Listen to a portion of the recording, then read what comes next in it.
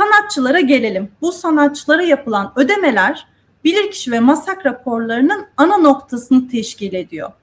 Çünkü burası üzerinden buranın şişirilerek belediyenin kasasının boşaltıldığı değerlendiriliyor.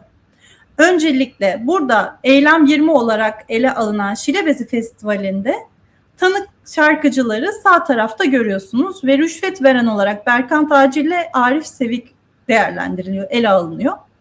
Ve tanıklar arasında ünlü şarkıcılar var. Sena Şener, Sıla Gençoğlu, Can Bonomo, Erdal Erzincan, Melek Mosso. Gençlerin bildiği isimler Gazapizm varmış mesela. Atiye var. Yani burada biz göreceğiz. Buray isimli şarkıcı var. Her biri geliyorlar ve bunlar bu soruşturma kapsamında ifade veriyorlar. Sena Şener isimli şarkıcı genç hanım aslında savcılıkta şunu anlamaya çalışıyor. Direkt olarak saha çalışması yaparak, bu tanıklardan bilgi toplayarak bu işi kim yaptı? Size bu işi kim getirdi? Kim fatura kesti? Ödemeyi nereden aldınız? Bu bağlamda Sena Şener ilk isim diyor ki bana zirve organizasyon getirdi bu işi ve ben zirve organizasyon üzerinden yaptım. Faturamı da buraya kestim diyor. Yani makbuzunu. Zirve organizasyonun sahibi de Müge Sözen'dir. Müge Sözen kim? Müge Sözen Küçük. Haluk Levent'in asistanı. Aynı zamanda Ahbap Saymanı Ahmet Küçük'ün de eşi. Ahbap Saymanı da bu hafta tutuklandı ve yine önceki yayında onun ifadesini de detaylarını aktarmıştık. Şarkıcı Sıla o da aslında işi koşan adam getirdi fakat parayı Sur Müzik Organizasyon direkt olarak hesaptan havale yaptı diyor. Can Bonomo da işi koşan adam getirdi, parayı Sur Müzik havale etti diyor. Erdal Erzincan, ben buradan kazandığım parayı Sur Müzik'ten aldım, onlar bana gönderdi diyor ve konser sonrasında bir yemeğe çıktık diyor. Bu arada bu yemek de çok tartışılıyor. Yemeğe çıktık diyenler var, asla çıkmadık diyenler var. Yemek meselesi çünkü aslında ağırlama bedeli içerisinde o Oğuz'un telefonunda bulunan 500 bin lira olarak geçiyor ya, orada öyle bir sıkıntılı durum var gibi görünüyor. Yine türkücü isimlerden Zeynep Bakşi, o da Sur Müzik tanımam, onları bilmiyorum. Zaten bizi de Koşan Adam firması bu işe soktu. Programı da onlar yapıyordu diye biliyorduk diyor.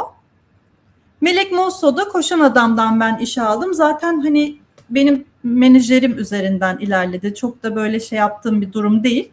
Sur Müzik Organizasyon'dan da orada kimseyi tanımıyorum diyor. Gazapizm olarak bilinen yeni nesil şarkıcılardan o da Koşan Adam'dan ben işe aldım. Sur Müziği tanımam ama para oradan geldi diyor. Eliz Öncel isimli DJ de bana bu işi Koşan Adam firmasından Arif Sevik teklif etti diyor. Bu arada Arif Sevik'i herkes Koşan Adam'ın çalışanı olarak biliyor zaten. Ödemeyi de elden aldım diyor. Yani herhangi bir fatura kesme vesaire olmadı diyor. Deniz Atiye Sebepçi bilinen şarkıcılardan bana bu işi Koşan Adam firması getirdi. Faturayı ise Sur Müziğe kestik diyor. Babazula üyeleri isimli bir grup var. Bu grubun her bir üyesi ayrı ayrı ifade vermiş ama aynı şeyleri söylemişler. Onlar da bize bu iş Koşan Adam firmasından geldi ve faturayı da orada yine bir üye ismi üzerinden Sur Müziğe kestiklerini söylüyorlar. Her biri de ibraz edebileceklerse faturaları ibraz ediyorlar makbuzlarını. Buray da paranın Sur Müzik'ten yatırıldığını söylüyor. Biz işi Koşan Adam yapıyor diye biliyoruz ama zaten hani Koşan Adam'la anlaştık. O kısmı tam anlamadık diyor. Mutlu Ulusoy da orada Koşan Adam firmasından Berkant Acil tarafından bana getirildi bu iş. Ama şöyle enteresan bir şey daha söylüyor yine Mutlu ifadesinde. Diyor ki organizasyon firmalarının bizim kazandığımız ücretlerin üzerine komisyon eklediklerini biliyorum. Yani ben daha önce de Koşan Adam'ın Çatalca firmasında da Çatalca'daki işinde de sunuculuk yapmıştım. Ama bu organizasyon firmalarının komisyon kesmeleriyle ilgili bir araştırmaya girseniz, bununla ilgili biraz ücreti sorgulasanız filan işsiz kalırsınız. Organizasyon firmalarıyla muhatabız. Bu bağlamda biz bir şey söyleyemiyoruz. Hani kabul ediyoruz durumu diyor. Yetki belgeleri. Savcılık aynı zamanda onun peşine düşmüş. Anlamaya çalışıyor. Gerçekten paravan şirket mi, asıl şirket mi? Alelacele konser öncesinde sanatçılardan teker teker böyle çok fazla her birinin elinde var.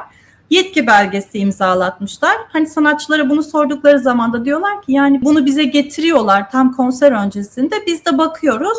Hani abla imzalayacaksın, hani bir evrak var, belediye teslim edeceğiz diyorlar, imzalıyoruz. Böyle hızlıca olan bir şey, çok da farkında değiliz hani ne olduğunun gibi bir savunma yapmışlar. Aşağıda da Koşan Adam'ın internet sitesi.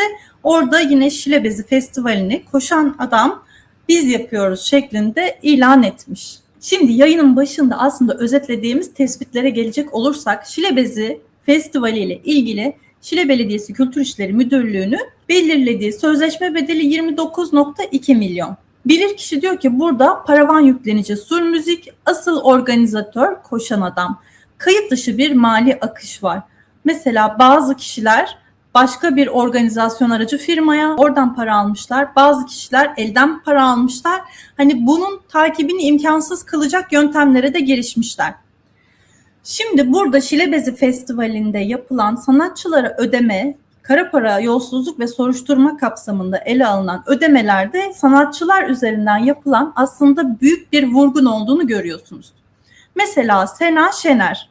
Orası Sena Şener'e biz 1 milyon para vereceğiz diye belediyeye söylemişler ama sanatçıya 50 bin lira para vermişler. Yani arada 950 bin lira bir fark var. Baba Zula'da aynı şekilde 1 milyon belediyeye ilan etmişler. Biz Baba Zula'ya 1 milyon vereceğiz diye 25 bin lira vermişler yalnızca. 2024 senesinden bahsediyoruz.